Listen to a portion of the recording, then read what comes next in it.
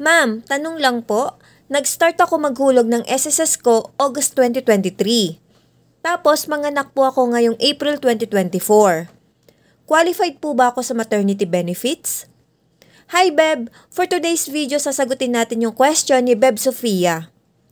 Beb, kung ang EDD mo ay April 2024, at para malaman kung ikaw ay qualified sa maternity benefits, i-exclude natin ang semester of contingency mo na mula January 2024 to June 2024.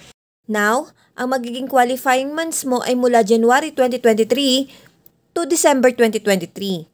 Diyan po magsiselect ng at least 3 to 6 highest monthly salary credits at syempre dapat may hulog ka sa nasabing qualifying period para makompute ang maternity benefits mo.